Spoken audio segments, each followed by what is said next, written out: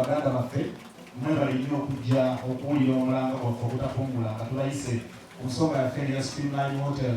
Ku kigambo Streamline buli lwobanga okirabye manya nti awo tuba weetuli etwa tulina okujja nga lwaki Streamline tugamba era wabeera waliwo ebibyo ojja n'omulamuzi ki oba owangalirawa kasita wabeerawo kigambo Mbaziira Tonny omukozi kiba kyaffe kasita wabeerawo azizaziyo ne bajja kusitamugudwa byonna tubeera yeffe.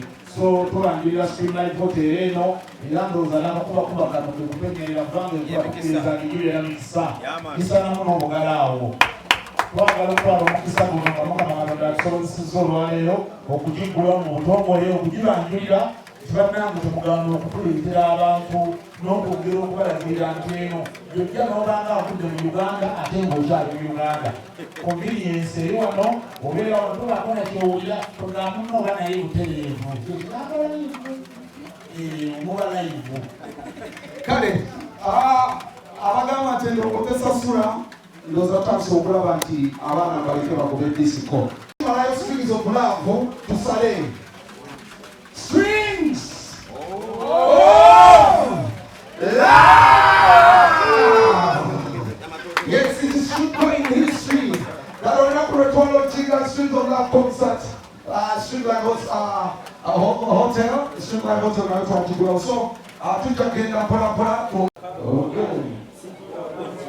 Waka. Yeah!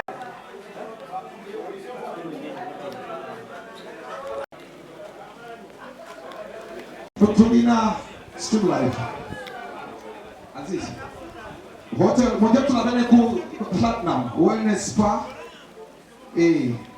Now massage rooms strictly. Jacuzzi tujina. Baada watukola therapy, massage therapy si bino bya kutinkula butinkuzi mbiri gy'abantu. Wabula tuku massage nga kuonya.